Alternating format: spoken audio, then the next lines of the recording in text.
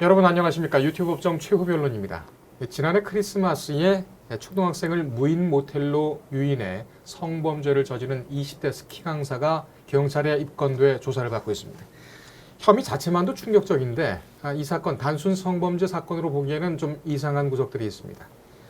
가해자는 합의에 의한 것이었고 피해자가 미성년자인지 몰랐다고 주장하고 있는데 이 가해자, 피해자의 지인들을 접촉해서 사건을 무마하려 했다는 정황이 포착되었습니다. 또 경찰이 가해자를 긴급 체포한 뒤에 검찰에 체포 승인을 신청했지만 검찰은 아직 긴급 체포 요건이 충족되지 않았다면서 불승인했지요. 그런 바람에 이 가해자는 풀려났고 이 사실이 보도를 통해서 알려지면서 여론들이 들끓고 있습니다. 오늘 최후 변론에서는 일명 스키 강사 무인텔 성범죄 사건 자세하게 뜯어보겠습니다. 신중권 박지희 변호사 나오셨습니다. 어서 오십시오. 안녕하세요. 박 변호사님, 예. 이 사건 사실관계가 조금 복잡해요. 네. 어떻습니까? 스키 강사 박모 씨가 이제 12월 25일 작년 12월 25일 날 그 대여점에서 스키 대여점에서 일하는 남학생들한테 여자 소개시켜 달라고 했더니 핸드폰에 있는 여자애들 사진을 보여준 거예요. 그 중에 한 명을 찍었는데 그 학생들이 뭐 형님이라고 했던지 뭐 그 강사님이라고 했던지 얘는 초등학생이에요 이렇게 얘기를 하니까 그래도 괜찮다라고 해서 연락을 한 다음에 그 남학생들이 중학생들이 연락을 한 거죠. 전화를 해가지고 우리가 지금 파티하고 있는데 나올래라고 해서 데리러 가겠다고 한 후에 이제 집 앞에 데리러 가서 그 차에는 스키 강사와 그 남학생들이 있었고 그 아이를 이제 A 양을 태운 다음에 가다가 중간에 또 그 중학생들을 내리고 또 편의점에서 맥주랑 등을 산 다음에 이제 무인텔에 데려간 다음에 성폭행을 한 사건입니다. 그러니까는 이 스키 강사 가해자 지금 뭐 피의자 신분입니다만 처음에 그 남학생들이라고 하셨는데 네. 뭐 고등학생입니까? 중학생이라고 돼 있습니다. 중학생들. 네네. 네. 중학생한테 여자를 소개시켜달라고 얘기를 했다. 네. 그렇다면은 아예 처음부터 미성년자와 임을 알고 만나겠다라는 네, 그런 의사. 그런 의도가 있었군요. 네. 네. 그리고 이제 피해자한테 연락을 해서 같이 이동하는 동안에는 그 남학생들도 같이 있었습니다. 네. 차 안에. 네. 나중에 이제 중간에 내렸고. 그래서 그때 그 당시 A 양이 나도 내리겠다라고 했는데 그냥 타고 간 거죠. 그냥 타고 네. 간 거고요. 네.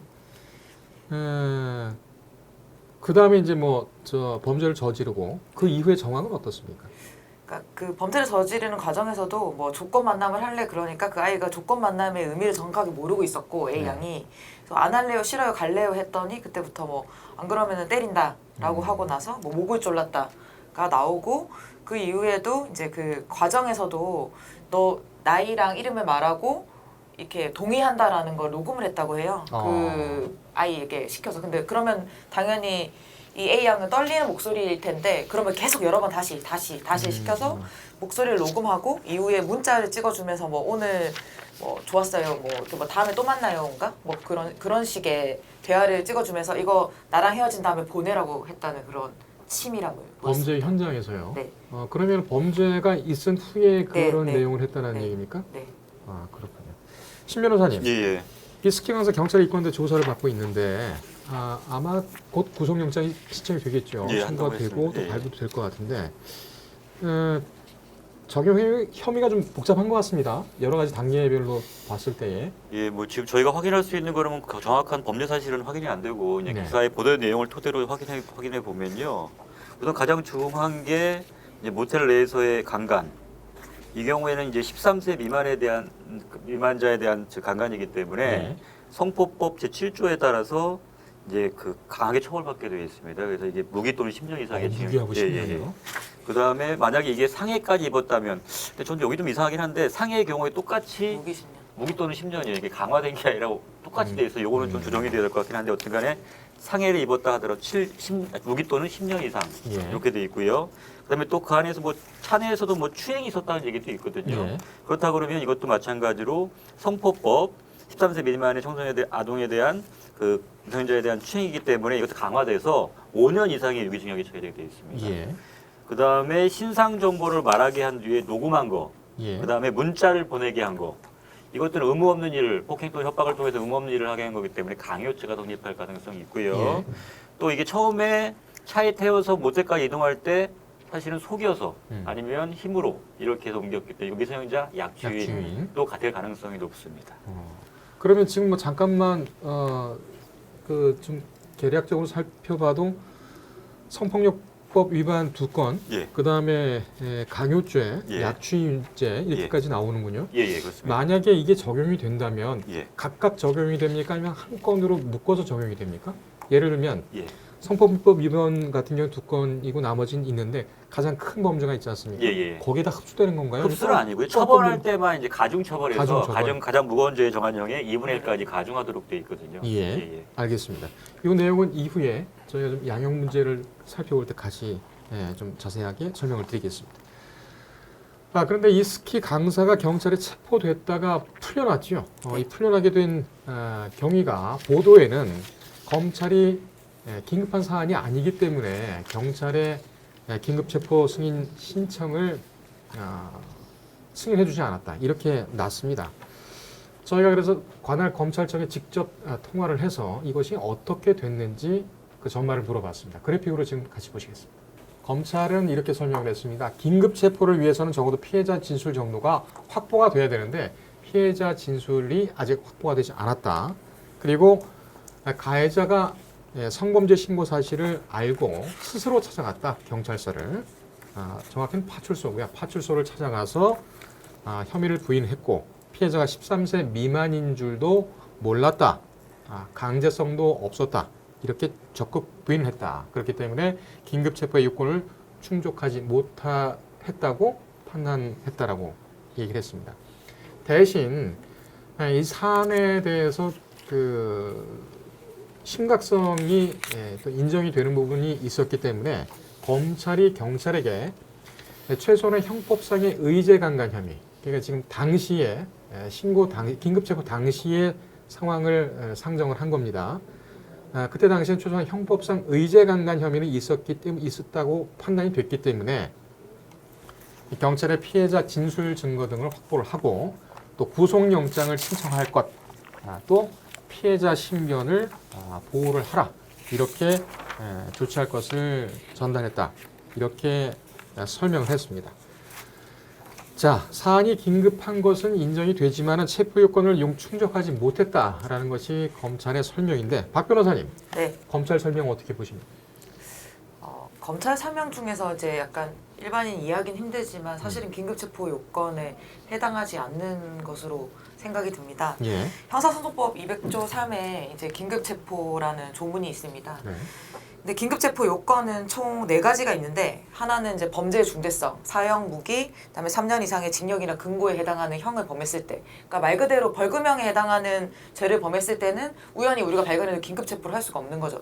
그리고 두 번째는 범죄 형의 상당성이 있어야 되는데 이거는 이제 통상적인 체포랑 동일하게 혐의가 있었다는 것이 의심할 만한 상당한 이유가 있다라는 게 범죄 혐의의 상당성이고, 그 다음에 이제 체포의 필요성입니다.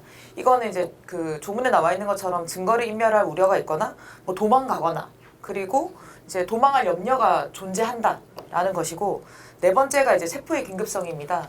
이때는 뭐 피해자를 우연히 발견했다라든지 그때는 긴급을 요해서 체포 영장 없이도 그냥 그 긴급 체포를 할 수 있다라는 것입니다. 아까 말씀하셨던 것처럼 신 변호사님께 말씀하셨던 것처럼 이건 체포의 범죄의 중대성, 사형 무기 3년 이상의 징역 또는 금고에 해당하기 때문에 범죄의 중대성은 인정되고, 그리고 그 신고한 절차가 보시면은 이 택시 기사가 신고를 했다고 해요. 처음에 그 남학생들이 이제 이렇게 헤어졌잖아요, 중간에서. 그 남학생들이 가다가 얘기를 뭐 차를 타고 가고 있었던가 했는데 그 A 양이 전화를 해서 나 당했다라고 얘기하는 걸 듣고 그 남학생을 태운 그 택시 기사가 신고를 한 거예요. 그랬기 때문에 이제 범죄형의 상당성이 어느 정도 있고, 근데 이 중에서 이제 체포의 필요성이 있는지인데, 네. 증거를 인멸할 염려, 아까 말씀드렸던 것처럼 도망 또는 도망할 염려가 있는지인데, 이때는 약간 지금 이 스키 강사가 저는 경험이 있나 이런 생각을 했었는데 왜냐하면 본인이 자진 출석을 했어요. 네. 근데 판례에서도 자진 출석한 피해자가 범죄를 부인하고 나 가겠다.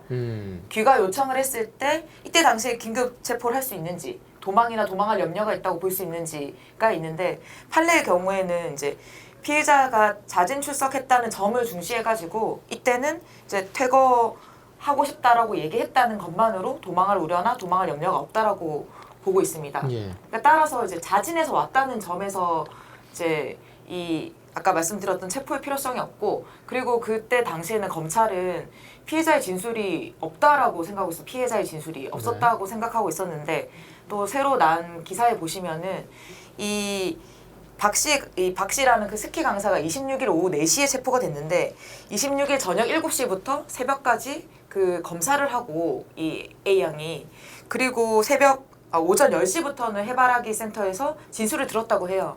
예. 근데 이 그 진술이 이제 보충이 되면 당연히 계속 뭐 체포를 하거나 당연히 인정될 수 있는 어떤 구속을 하거나 사전 구속 영장을 하거나 할 수 있는데 이제 검찰은 그 경찰이 피해자 진술을 확보했다는 거 사실을 몰랐던 거죠.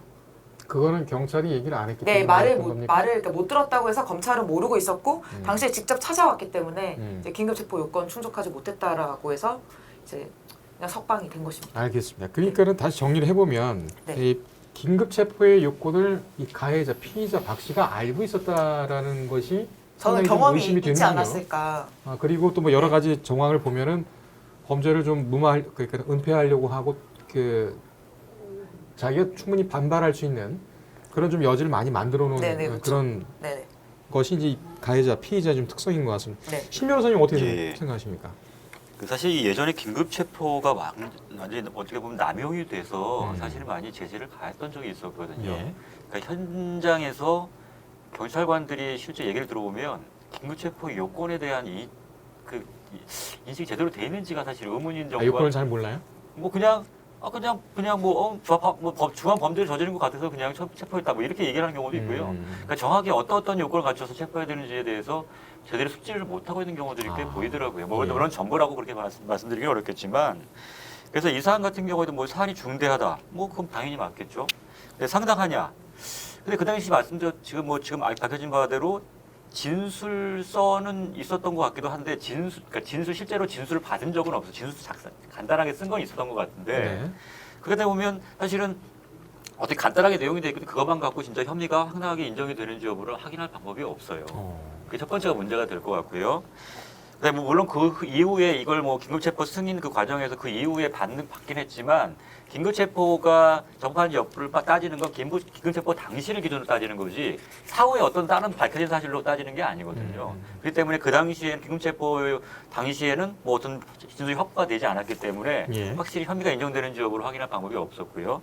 그다음 말씀하신 것처럼 긴급성이라는 것 자체는 뭐 그냥 산이 긴급하다 이런 게 아니라 정말로 얘 주소도 모르고 연락처도 몰랐는데 우연히 가다가 이러면 딱 범인을 발견한 거예요.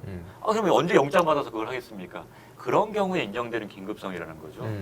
근데 이 긴급성이 조금 고무줄이에요, 사실은요. 그러니까 저는 그게 문제라고 생각을 해요. 그러니까 이게 아주 정확하게 똑같은 모든 사안의 경우에 일관되게 적용이 된다면 문제가 없을 것 같은데 어떤 경우에는 긴급성이 없어 보이는데 있다고 해서 그냥 승인하거나 영장이 발부되고 지금 이 사안처럼은 긴급성이 없다고 해서 아예 그냥 청구를 승인 자체를 안 해버리고 이러니까 어떤 경우에 해당되는지를 알 수가 없다는 거죠.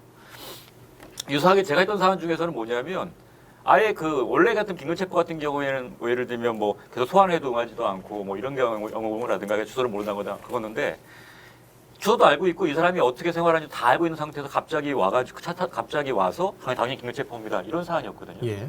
긴급성이 당연히 없잖아요. 근데도 그거에 대해서는 그냥 넘어가는. 그러니까 사안 자체가 어떠냐에 따라서 그냥 긴급성은 조금 뭐 그냥 완화시키기도 하고 강하게 엄격하게 보기도 하고. 이렇게 되는 거는 사실은 어떤 법의 적용에 있어서는 좀 문제가 있다고 보이거든요. 그래서 법 적용은 일관성이 그렇죠. 중요한데. 그래서 이 사안에서는 물론 국민의 법 감정에 안 맞는 부분이 있어요. 사안 자체가 그런 부분이기 때문에. 하지만 요건은 그러니까 이게 뭐 이 사람이 뭐 이걸 뭐 최종적으로 처벌의 문제도 아니고 다만 이 긴급 체포가 적법하냐 이걸 따질 때는 그게 또한 법의 요건을 갖췄는지를 보고 따져야 되기 때문에 약간 조금 이상해 보일 수는 있겠지만 법에 적용을 해본다 그러면 긴급 체포 요건을 갖추지 못한 사안이 아닌가라는 예.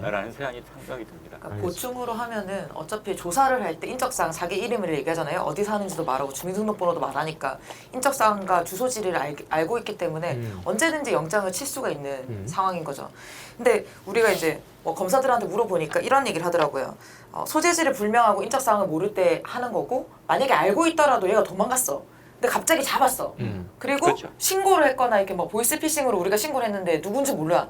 그리고 그 사람이 맞는지 모르잖아요. 근데 뭐 보이스피싱 전달할 때 왔다. 그럼 이제 긴급 체포하는 거지. 걔가 누군지도 모르고 어디 사는지도 모르니까. 예. 그러니까 아는 경우라도 도망을 갔거나 했을 때 급습 또는 우연히 발견 이 정도가 돼야지 긴급성이 있다라고 볼 수 있는 거죠. 알겠습니다. 일반적인 긴급 체포의 상황은 네.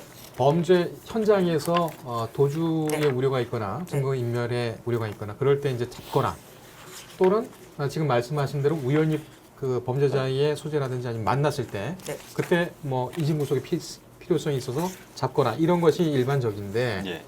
지금 이 사건 같은 경우 본인이 왔단 말이에요. 네. 그죠? 본인이 신고가 된 걸 알고 본인이 왔단 말이에요. 네. 이러다 보니까는 이제 그 경찰서 안에서 이제 덥석 예, 잡았다라는 잡았죠. 거예요. 예, 예. 이제 그리고 긴급 체포를 했다고 하고 이제 승인을 요청을 한 건데 그것이 요건에 안 된다고 해서 거부가 됐다. 예. 지금부터 이 스키 강사 이 사람에 대해서 좀 얘기를 해보겠습니다. 예. 예. 이 사건을 딱 그 접하셨을 때 두 분 변호사님께서는 어떠셨어요? 그러니까는 가해자나 아니면 피해자들 많이 보셨을 텐데 가해자 변호도 하시고 또 피해자 대리도 하셨을 텐데 이 스키 강사 딱 봤을 때 어떤 느낌이 드셨습니까? 뭐 우선은 처음이 아닐 거라는 생각이 좀 들고요. 역시. 물론 이게 범죄를 해가지고 드러나지 않았을 뿐이지 미성년자를 상대로 해가지고 뭐 동의를 받았든 아니든 간에 이런 식으로의 성관계를 맺는 것이 처음이 아니라는 생각이 우선 들고요. 네.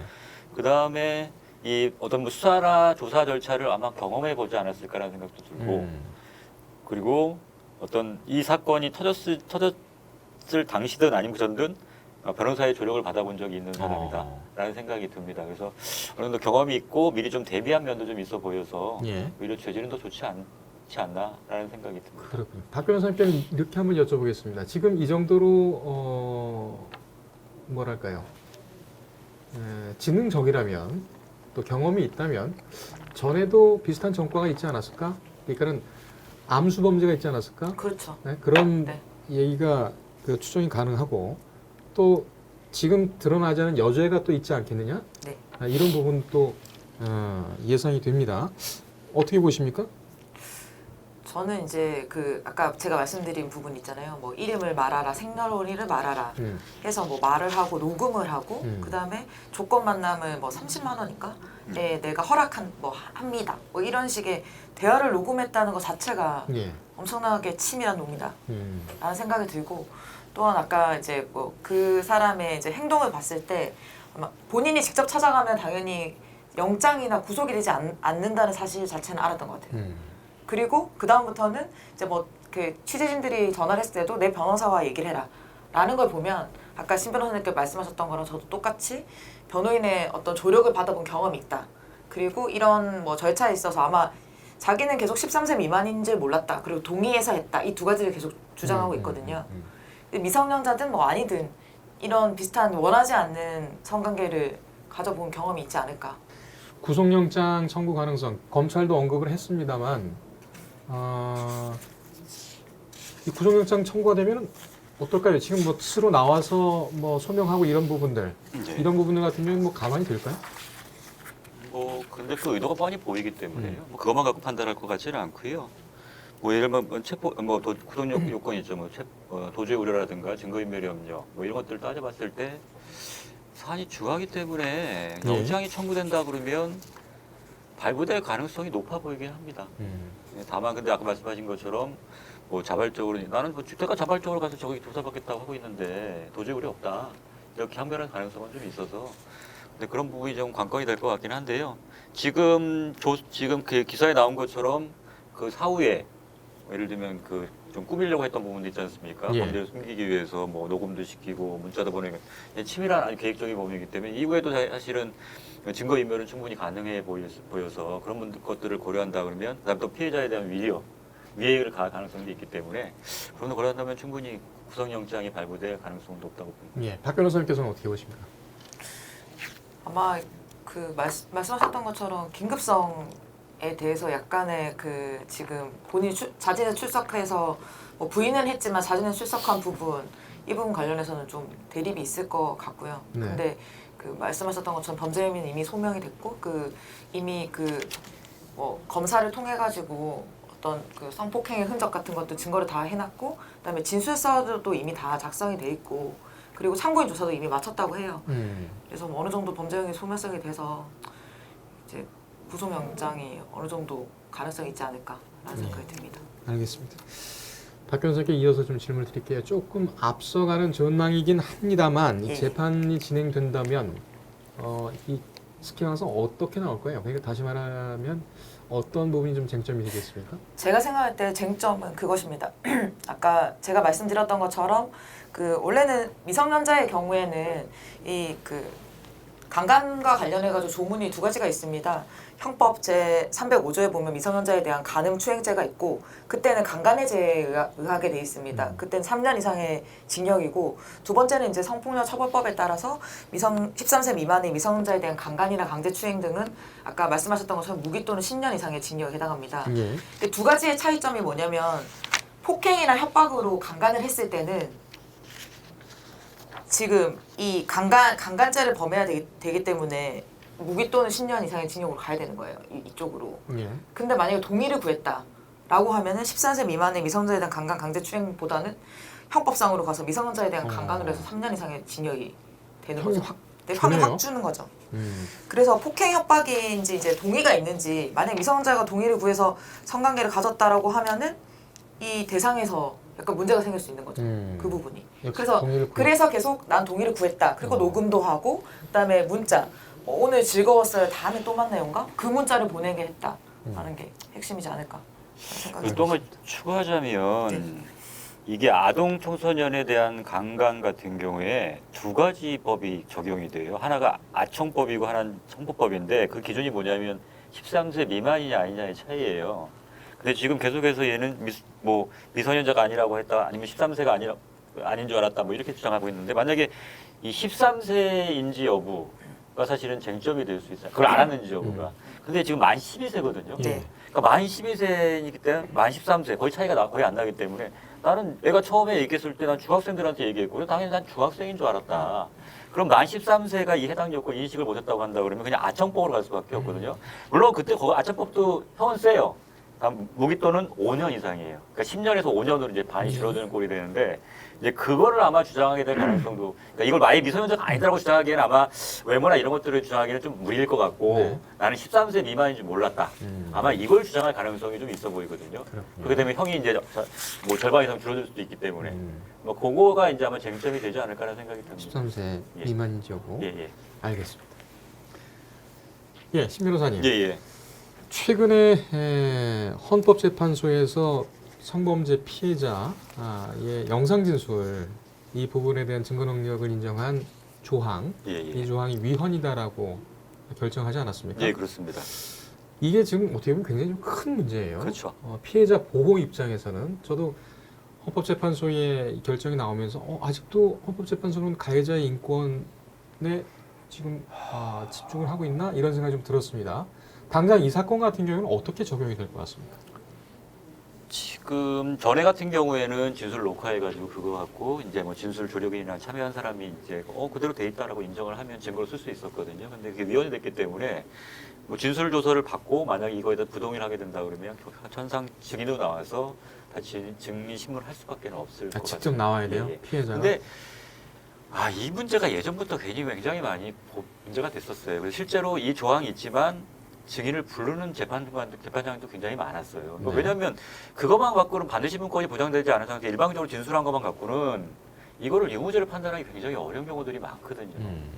물론 그게 어린 그 피해자가 다시 증인으로 나와서 증언하는 거는 굉장히 심적으로 부담이 되고 고통이 될 수 있지만 우선 재판이라는 게 사실 유무죄를 가리는 게 우선이잖아요. 그래야 이게 가해자인지 피해자인지가 결정이 되는 건데 이미 그렇게 된다. 지금 이 조항대로 따지면 이 헌재 조항은 뭐냐면 아예 애초부터가 이거는 가해자로 그러니까 가해자로 아니 못 박아놓고 지금 시작하는 거랑 뭐가 다르냐는 거거든요. 그러니까 다른 사안에서는 다 반대 신문권이 보장돼서 증인들 탄핵할 수 있게 기회를 주는데 이게 피해자가 아동이라는 미성년자라는 이유 때문에 안 나와서 반대 신문권이 보장되지 않는다. 그러면 이 재판받을 권리가 침해되는 거 아니냐라는 논의가 있었어요. 그다음에 예. 판단이 굉장히 어려워요. 그다음에 그 진술 받을 때 아이 같은 경우에 특히나 부모나 다른 사람에 의해서 진술이 오염되는 경우가 굉장히 많거든요.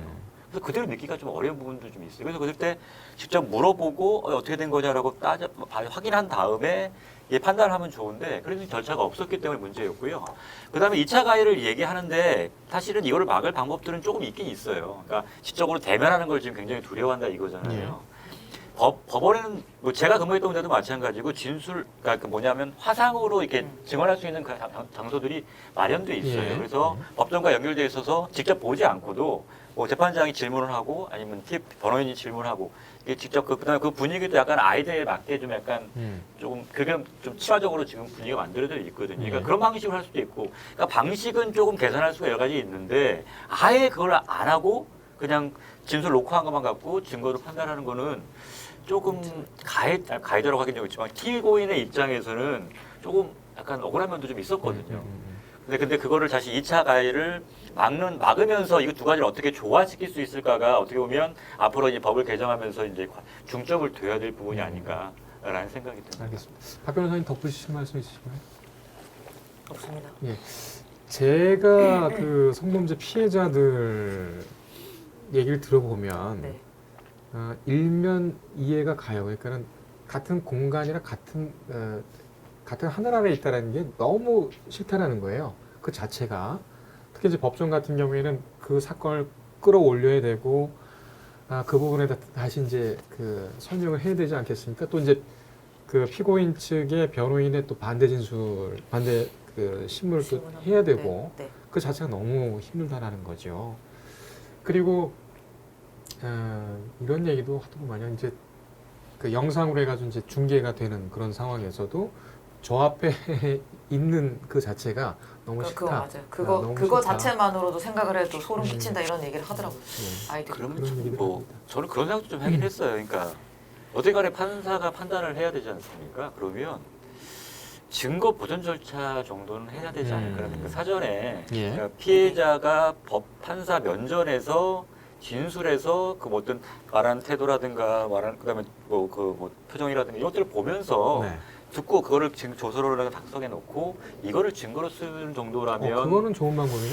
근데 아예 지금처럼 아무것도 하지 않고 단순히 그냥 피해자 어떻게 보면 뭐 그 조사 수사기관 어차피 간에 그 피해자의 유죄를 입증하기 위해서 지금 하는 거라서 질문을 사실 뭐 피해자한테 불리하게 어떻게 보면 가해 피해자한테 유리하게 어떻게 진술을 이끌어 갈 거고 예.